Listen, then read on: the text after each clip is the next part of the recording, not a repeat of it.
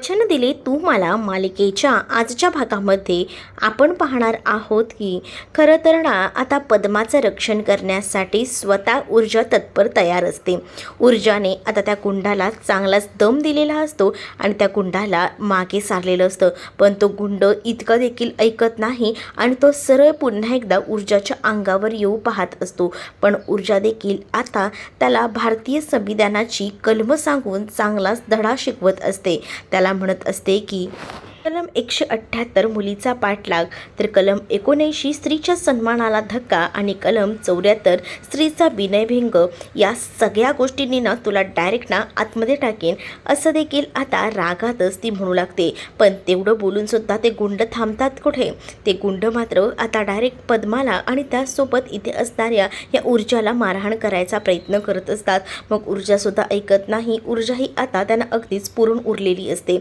ऊर्जा आता त्यांना मारत असते आणि जेव्हा ऊर्जासोबत हा फायटिंग सीन सुरू असतो ना, तेव्हा पद्मा तिच्या मागेच उभी असते। त्यानंतर ऊर्जा तिथे असणारा देवीचा गुलाल घेते आणि तो गुलाल असा उधळते ना की तिथे असणाऱ्या सगळ्या गुंडांच्या डोळ्यांमध्ये तो गुलाल जातो। पण पद्माला सुरक्षित करणं हे खूप जास्त गरजेचं होतं आणि म्हणूनच पद्माला सुरक्षित करण्यासाठी इकडे मात्र आता मंग्याला बोलवून घेतलेलं असतं आणि मंग्याबरोबर आता ती पाठवून देते पद्माला। मग पद्मा आणि मंग्या घरी जातात, तर दुसरीकडे मात्र इकडे बिचारी ऊर्जाच या सख्यामध्ये अडकलेली असते।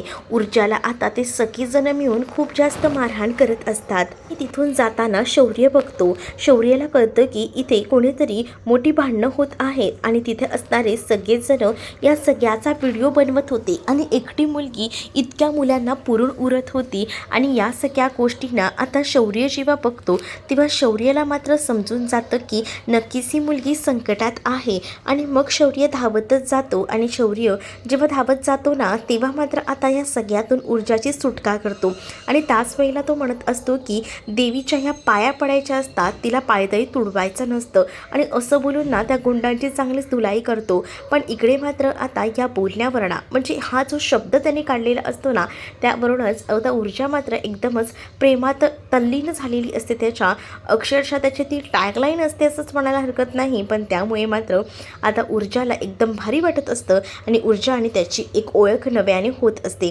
म्हणजे पहिल्यांदाच दोघंही जण भेटलेली असतात, पण पहिल्याच भेटीत ऊर्जाही प्रेमात पडलेली असते आणि त्याचसोबत इकडे असणारा हा शौर्यही ऊर्जाच्या प्रेमात पडलेला असतो। तरी सुद्धा ते गुंडांना आवाज करण्याचा प्रयत्न करतात, पण आता त्या गुंडांना लगेचच तो म्हणत असतो की जरा जरी तोंडातनं आवाज काढलात ना तर लक्षात ठेवा डायरेक्ट आतमध्ये टाकून देईल। जेव्हा बोलायचं असतं, लढायचं असतं तेव्हा कोणी पुढे येत नाही आणि आता कोणीही पुढे नाही यायचं, समजलं ना, असं तो बोलत असतो। आणि ज्या वेळेला तिथे आजूबाजूला लोक असतात ना ती लोक आपल्या मोबाईलमध्ये या सगळ्याचा व्हिडिओ शूट करत असतात आणि हे सगळं बघूनच ना ऊर्जाला राग येत असतो आणि ऊर्जा म्हणत असते की काय चाललं आहे हे सगळं, हे कुठेतरी थांबायला हवं। आणि म्हणूनच ऊर्जाने आता मात्र सगळ्यांनाच म्हटलेलं असतं की तुम्हा लोकांना हे व्हिडिओज वगैरे बनवायला काही वाटत नाही, पण एकदा तरी कोणीतरी पुढे आलं का या स्त्रीला वाचवण्यासाठी?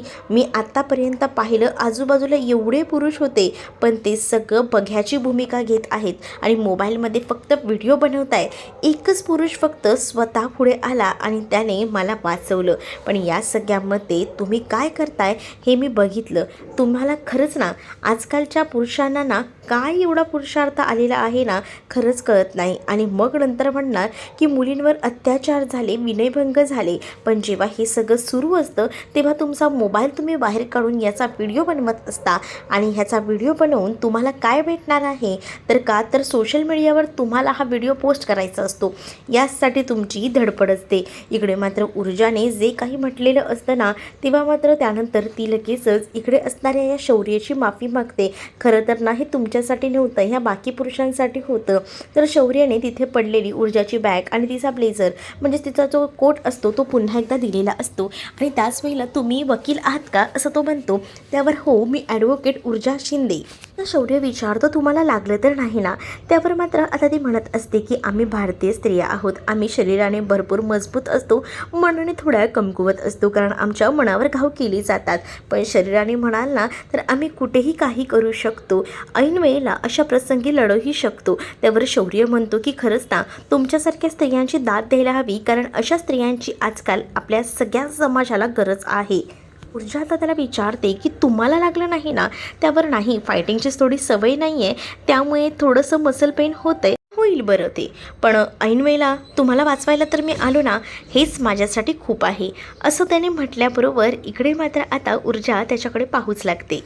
ते मात्र ऊर्जाला तो सरळ म्हणतो की मला ना तू हे असं अहूजाऊमध्ये बोलू नकोस, अरेतुरेमध्ये बोल. मग आता ऊर्जाने त्याला सांगितलेलं असतं की मी एकाच ह्याच्यावर बोलेन की तुम्हीसुद्धा मला तसंच अरेतुरेमध्ये बोलायचं. मग दोघंही जण अरेतुरेमध्ये बोलायला सुरुवात करतात.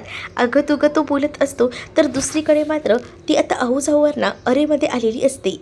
पहिल्याच भेटीत शौर्य ऊर्जाच्या प्रेमात पडल्यामुळे तो मात्र आता तिला म्हणत असतो की कायम आपण भेटतच राहू. त्यावर आता मात्र ऊर्जा म्हणत असते की असं का, म्हणजे आता बघा ना अशी भेट झाली आहे, पण तुम्हाला मी सांगते त्या गुंडांना ना मी सोडणार नाही आहे. त्या गुंडाने ना जे काही केलं आहे ना त्यांना तर आता चांगलाच धडा शिकवणार आहे. तिला म्हणतो खरंच ना नावाप्रमाणेच तुझ्या अंगातही ऊर्जा तशीच आहे, म्हणजे कोर्टामध्ये ना तोंड चालवणारे वकील पाहिले होते, पण तू तर चक्क हातपाय चालवणारी वकील निघालीस.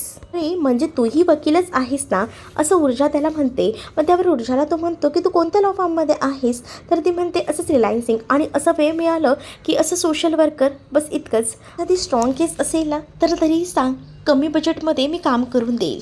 मग आता तुला सांग कुठे सोडायचं आहे, असं शौर्य म्हणतो. नाही, मी 11 नंबरची बस माझी आहे ना त्याच्यानेच जाईन, आणि तसंही मला आधी त्या मुलीला जाऊन भेटायचं आहे, तिचं काय झालं आहे ना ती बघायला लागेल. इकडे मात्र आता पहिल्याच भेटीत चांगलाच शौर्य ऊर्जाच्या प्रेमात पडलेला असतो, आणि त्यामुळे तिने जे कार्ड दिलेलं असतं ना त्याने ते अगदीच सांभाळून ठेवलेलं असतं. दुसरीकडे मात्र आता घरात अजूनही पद्मा आलेली नसते, आणि त्यामुळेच ना सगळ्यांचे खूप जास्त बेहाल झालेले असतात. आता या मुलींना कामाला बाहेर पडायचं असतं, पण ह्यांच्याकडे टिफिन नसतात, तर पद्माला ते हाक मारून अगं आमचा टिफिन झाला आहे का रेडी असं म्हणतात, पण पद्मा अजूनही घरी आलेली नसते, आणि म्हणूनच आता या मुलींना टिफिनही देता येत नसतात. म्हणूनच काकू आता सांगत असतात की तुम्ही जावा, मी एक काम करते, तुमचं टिफिन कामावरच पाठवून देते, मग जावा तुम्ही, असं बोलून आता त्यांना जायला सांगितलं जातं.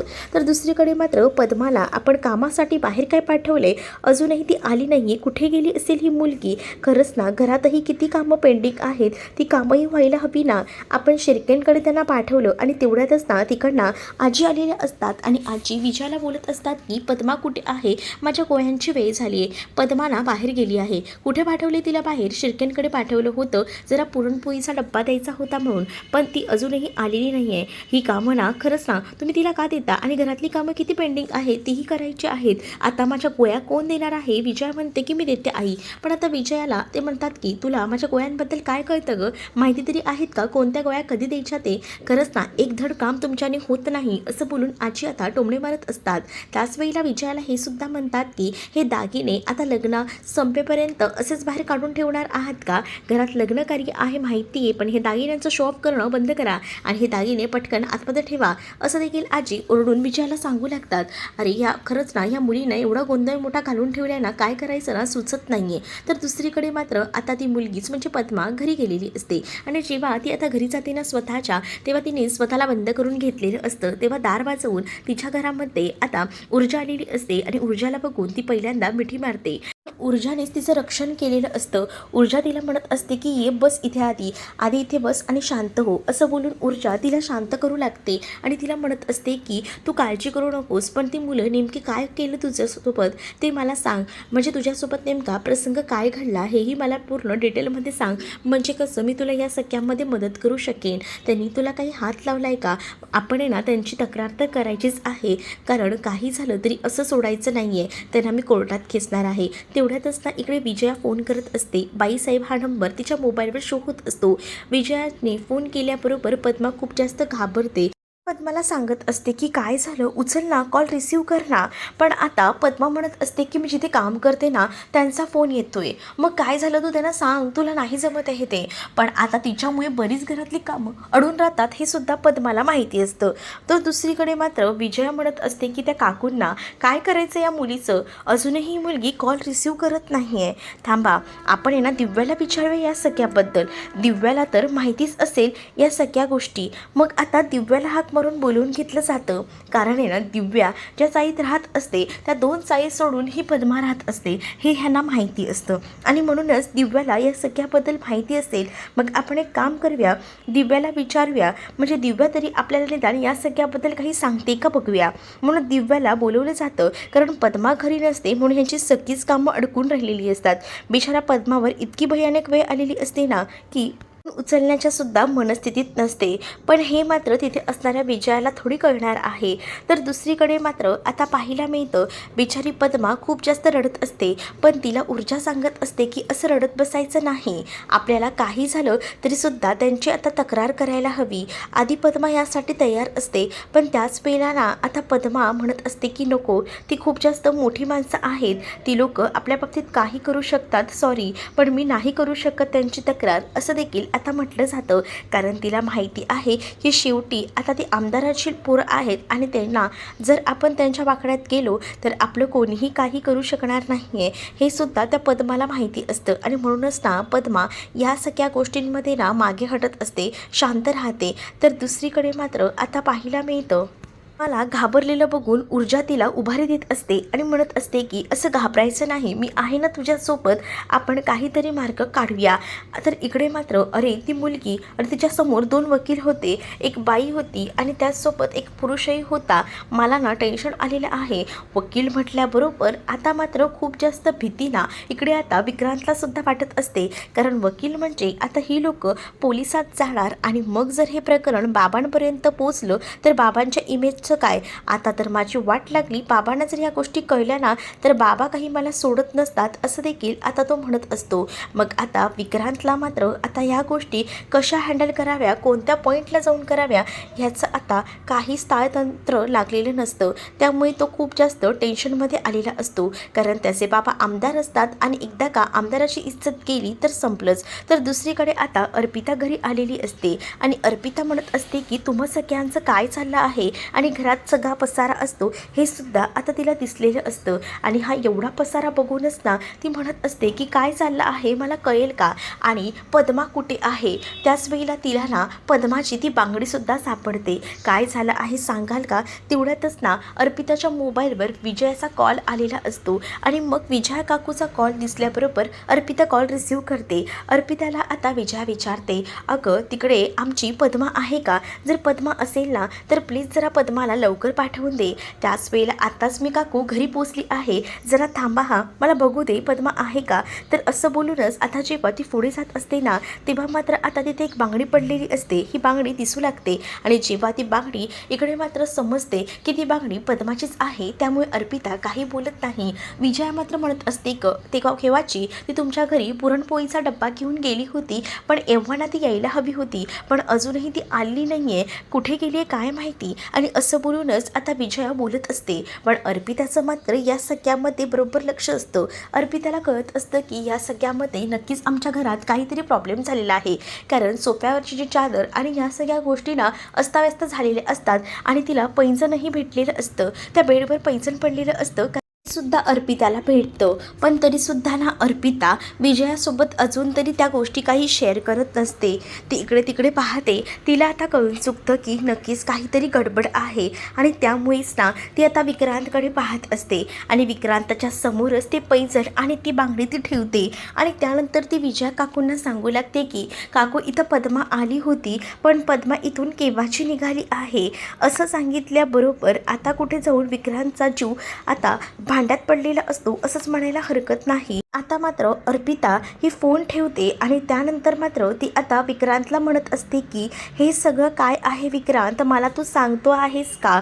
तर विक्रांत हा शांत असतो, पण विक्रांतचा जो मित्र असतो ना, तो मात्र या सगळ्या गोष्टी सांगण्यासाठी म्हणून पुढे येत असतो. पण तेवढ्यातच विक्रांतचा दुसरा मित्र तो मात्र हे सगळं सांगू देत नसतो अर्पिताला. म्हणूनच आता अर्पिता म्हणत असते की तू सांग रे, तू गप्पा बस. आणि त्यानंतर ती त्याच्या जोरात कानाखाली सुद्धा लगावून देते, कारण आता तिला विक्रांतचे धंदे काय आहेत ते चांगलंच माहिती असतं. आणि म्हणूनच विक्रांतने आता त्या पद्मासोबत काय केलेलं आहे हे तर तिला जाणून घ्यायचंच असतं, कारण विक्रांतचं लग्न ठरलंय आणि तरीसुद्धा विक्रांत हे असले धंदे करतोय म्हटल्यावर अर्पिताला या सगळ्याचा मनस्ताप होत असतो. आणि म्हणूनच अर्पिता आधी विक्रांतकडनं काढून घ्यायचा प्रयत्न करत असते, पण विक्रांत आता काही सांगायला तयार नसतो ना. म्हणूनच आता अर्पिता त्याच्या मित्रांना विचारते, त्यावर तो एक मित्र मध्येच अर्पिताचा मारही खातो. पण त्यानंतर मात्र दुसरा जो मित्र असतो ना, तो अर्पिताला सगळं सत्य सांगतो. म्हणजेच तो सांगू लागतो की पद्मा इथं आली होती आणि तेव्हा आम्ही स्विमिंग पूलमध्ये ड्रिंक करत होतो आणि आम्ही म्युझिकमध्ये नाचत होतो. पण तेवढ्यातच ना पद्मा आली डबा घेऊन आणि त्यानंतर हे सगळं घडलं. तर एवढं सगळं सांगितल्यानंतर मात्र आता अर्पिताचं डोकं सटकतं, कारण तिला ना आता खूप जास्त विक्रांतचा राग येऊ लागतो, कारण विक्रांत जे काही वागला होता खूपच जास्त भयंकर होतं. दुसरीकडे मात्र आता अजूनही पद्मा घरी आलेली नाही आहे. विजया खूप जास्त टेन्शनमध्ये असते, कारण घरातली कामं ही खूप पेंडिंग असतात आणि ती सगळी कामं करायची म्हणजे आता आपल्याला बघायला लागेल. आणि दिव्याला बोलवलं जातं. दिव्याला आता विचारते विजया की काय गं, कुठे आहे ही पद्मा, तुला काही माहिती आहे का? आणि तुला तिचं घर माहिती आहे ना, तर जरा जाऊन बघ ना.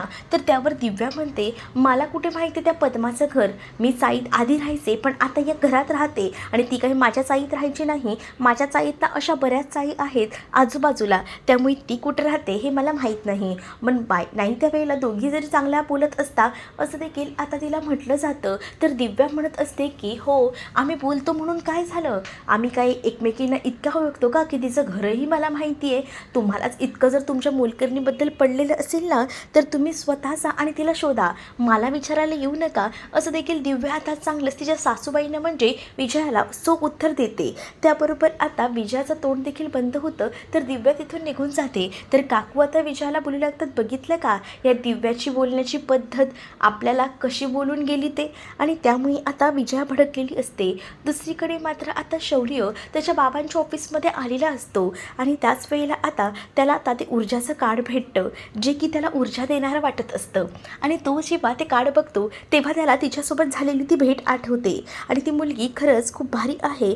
तर शौर्यचे बाबा येतात आणि त्यांच्यासोबत त्यांचा असिस्टंटसुद्धा असतो. त्यांच्या असिस्टंटला ते सांगत असतात की आज मिस्टर शर्मा येणार आहेत, त्यांच्या मुलांना घेऊन ड्रिंक अँड ड्राईव्हची केस आहे, त्या सगळ्याचे पुरावे आणि हे सगळं रेडी ठेवा आणि शौर्य एकदा हे सगळं काही नजरेखालून घाल, असं देखील शौर्याला आता सांगितलं जातं.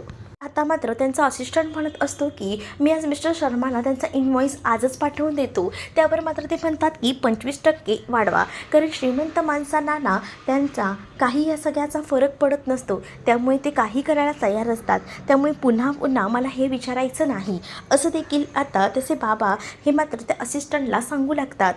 आता शौर्याचे बाबा जहागीरदार हे आता शौर्याला सांगत असतात की काही पेंडिंग केसेस बाकी आहेत, त्याचा फॉलोअप शौर्य घे. मग शौर्य त्या फॉलोअप घेण्यासाठी बाहेर पडतो. पुन्हा एकदा ते आता खिशातून कार्ड काढतो आणि त्या कार्डकडे बघत राहतो, कारण त्याला आता ऊर्जाबद्दल खूप काही वाटू लागलेलं असतं. आणि त्याचसोबत आता पुढील भागामध्ये आपल्याला पाहायला मिळतं, शौर्य आपल्या बाबांना जहागीरदारांना विचारत असतो की आपण गुन्हेगारांचं समर्थन करतोय का, तर पीडित कोण आणि गुन्हेगार कोण या सगळ्याबद्दल ना न्यायव्यवस्था याबद्दलचा न्याय करत असते, त्यामुळे आपण या सगळ्यामध्ये बोलणारे कोणीच नाही, असं देखील जहागीरदार शौर्याला सांगत असतात. तर दुसरीकडे मात्र पद्मा अजूनही घरी आलेली नसते, पण पद्माला आता अर्पिताचा कॉल येतो आणि अर्पिता पद्माला आपलं तोंड बंद करायला सांगते आणि याबद्दल पोलिसात किंवा कुठेही जायचं नाही अशी स्ट्रिक्ट वॉर्निंग देते. पण आता हे सगळं बोललं नेमकं ऐकलेलं असतं ते म्हणजे ऊर्जाने, त्यामुळे ऊर्जाचं डोकं अजूनच सटकतं. म्हणजे ही लोक पैसा दाबून ह्या सगळ्या गोष्टी तिथल्या तिथे बंद करू पाहत आहेत, पण नाही,